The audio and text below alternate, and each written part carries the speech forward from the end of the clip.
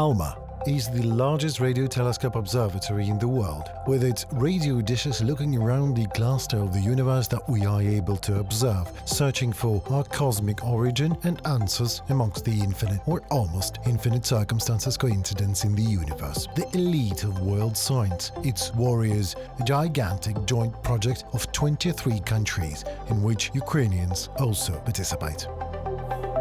The observatory itself and its telescopes are located at an altitude of 5 kilometers. To get there, you need to pass a medical examination. No exceptions are made for anyone. Okay, we have a little problem here. The fact that we disembarked from an icebreaker just yesterday, on our way back from Antarctica, crossed the Drake Passage at 12-point hurricane and barely slept the last 3 nights is not a reason for a doctor and could become a problem. So if you have any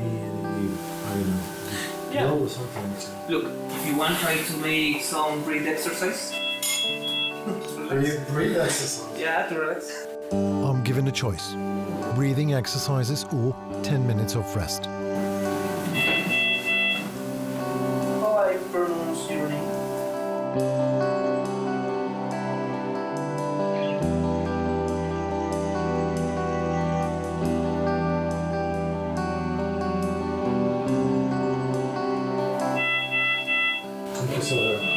No problem. Pay attention with your symptoms, okay? If you have headache, dizziness, Sure. to. All right, thank you so very much. Okay, mister. Have a nice day. Our guide, Farid, helps us connect the oxygen supplement devices. You will find this additional bag, okay? So please find up your oxygen. And we go up 5 kilometers closer to the stars.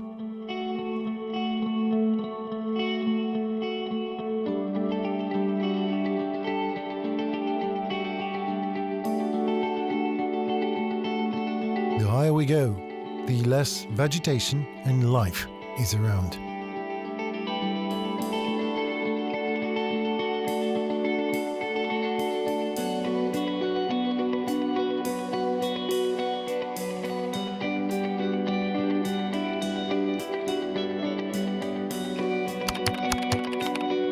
Atacama Large Millimeter Array.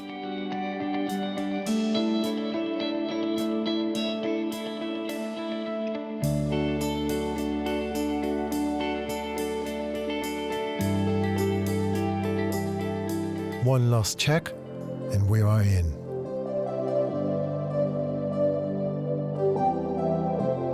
These are just some mementos from my father. This is actually a sample of moon dust that was brought back in one of the Apollo missions, and he measured the polarization properties of dust. His PhD was related to the polarization of light scattered from planetary bodies within the solar system. And here you see the outcome of the experiment. He built what is called a goniometer, a thing that measures polarization. These are his measurements, and from this curve, comparing the structure of the dust particles to the polarization properties, you can say something about the way that the shape of the dust is distributed.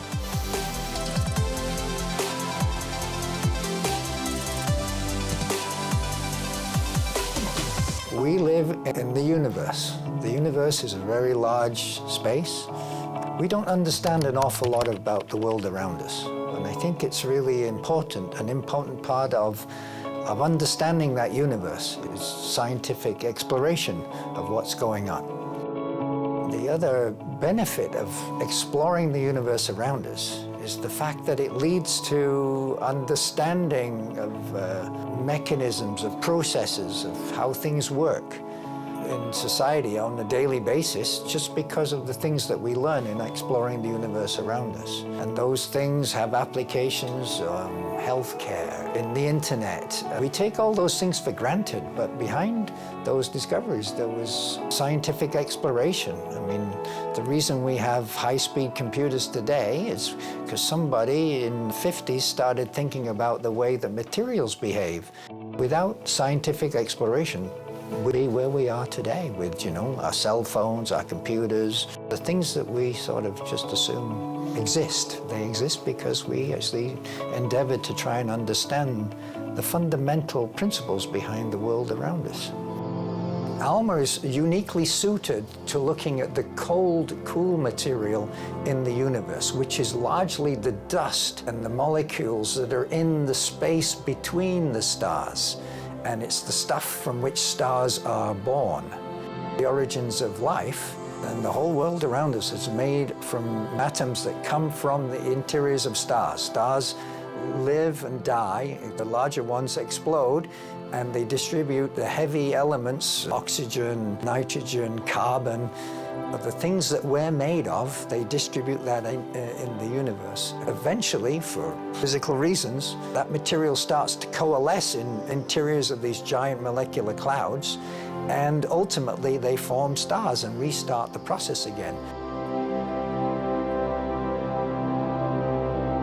ALMA is uniquely designed to examining the molecules and the dust inside these large clouds, and so it enables us to better understand the mechanisms that lead to the distribution of the heavy elements and that you and I ultimately may come from. We're also uniquely positioned to study the formation of systems like our own solar system. Our solar system is of order 5 billion years old. What did it look like 5 billion years ago? Why does it have the structure it has with planets around orbiting the sun, our star? Well, with ALMA, we're actually able to image very similar systems to our own solar system 5 billion years ago, so we can understand or begin to understand the processes of planet formation in a system that will be very similar to our own solar system. We have different partners. It's Japan, it's a European, Southern European Observatory, ESO, and it's a American part, which is Canada and United States. So I'm looking only after US and Canadian and North American in general scientists who has our contract. We have in total 250 staff, more or less, of which around 20 to 25 are astronomers. The rest are mostly engineers, technicians, and support staff who keep the observatory running. At the moment, I'm the interim head of the AOPG group, which is the Array Optimization and Performance Group. We do mostly everything related to operations and development of the ALMA observatory. ALMA has 66 antennas in total. On this total, we have 25 North American antennas, 25 European antennas, and 16 Japanese antennas. So we have a global collaboration here, as you can see. We have one North American consortia, one European consortia, and one consortia from East Asia. So basically, all the antennas are working. We try to combine them in order to work together. It's a technique where we combine the data from each pair of telescopes, and the device we use is called a correlator. A correlator is essentially a supercomputer that combines the data from any pair of telescopes, looking for what we call fringes, and it measures the properties of those fringes that we get in each of those baselines. And from those properties, we can generate the images that you see coming out of ALMA. It has about 134 million processors. It's not the fastest supercomputer right now, but it's the highest. We are working in a very high site, in a very dry site, so yeah, we can do a lot of discoveries with this technology. Sí, y la DB14 todavía no la tengo lista. Entonces voy a pasar a operational la DB04. ¿Sí? Y la voy a revisar. Ok. Cualquier cosa te llamo. Gracias, padre. Bueno, ok. We have a setup here for driving the telescope, running the telescope in the Atacama Desert, 2 hours flying time away. And this is exactly the same setup as we have at the observatory. So Christian here is actually in charge of the telescope at this moment. Christian is working today in collaboration with Asaka-san, who is actually in charge of what science we do at any given moment, picked from a list of observations that we need to carry out, basically ensuring that the data that we collect is as good as it can be.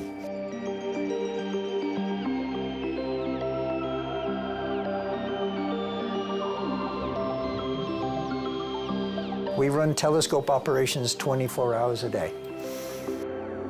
The iconic discovery that ALMA made was the first high-resolution image of a proto-solar system, an object called HL Tau, where for the first time we were able to actually see the structures in a protoplanetary disk system, which we believe our own solar system may have looked like 5 billion years ago.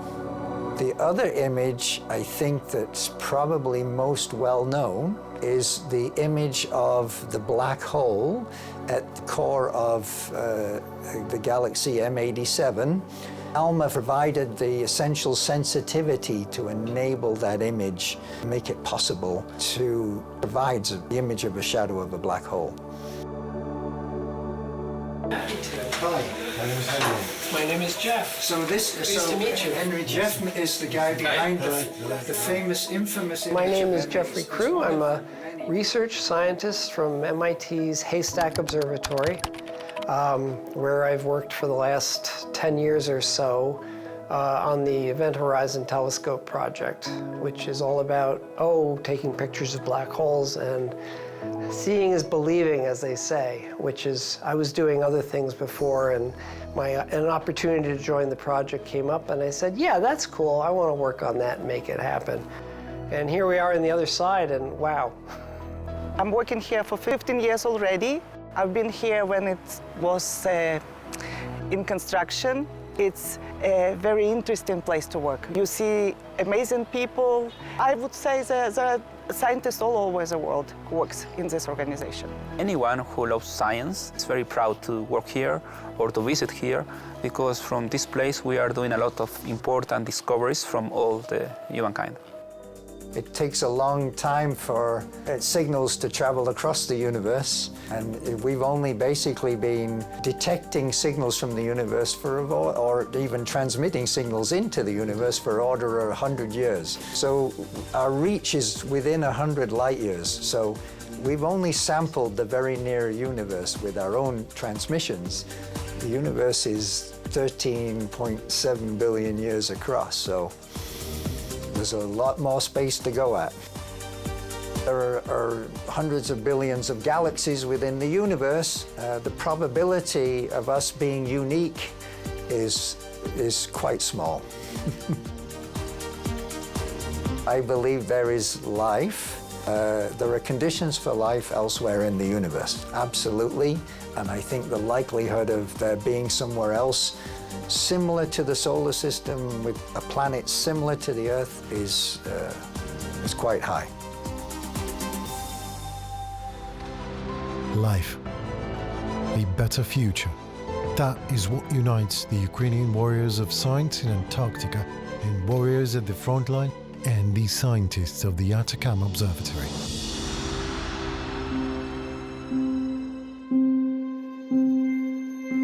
I invite Sean to the screening of the 20 Days in Mariupol film, which will take place in the building of the Italian embassy. The Italian ambassador to Chile and many other officials are here tonight.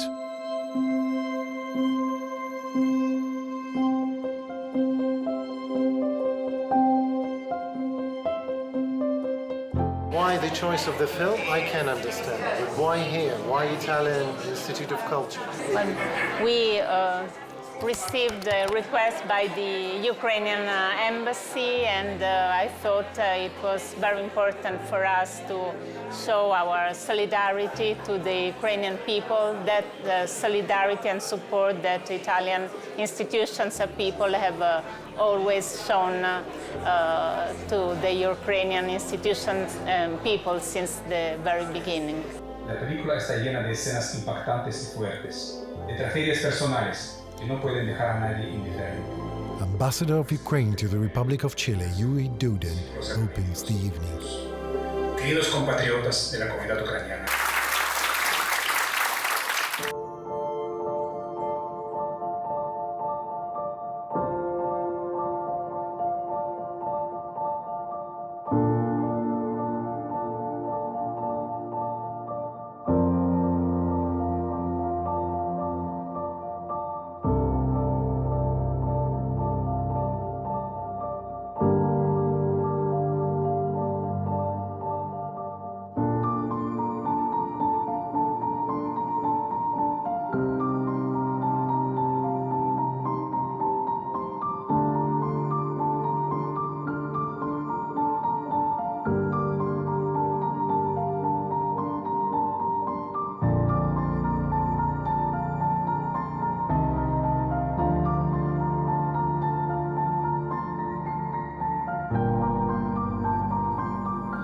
se rinde, Ucrania sigue luchando, Ucrania sigue resistiendo hasta nuestra victoria.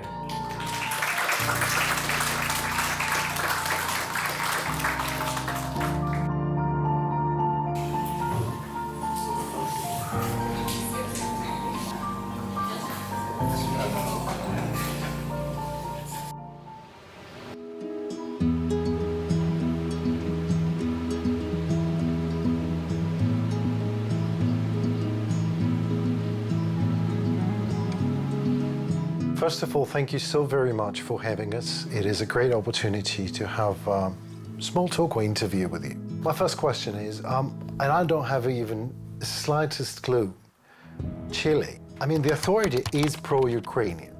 That much is absolutely obvious. But what about the people? What about the nation? What would you say? I've been here for 3 months, and all these months, in all my meetings, I felt the warmth of the Chilean people.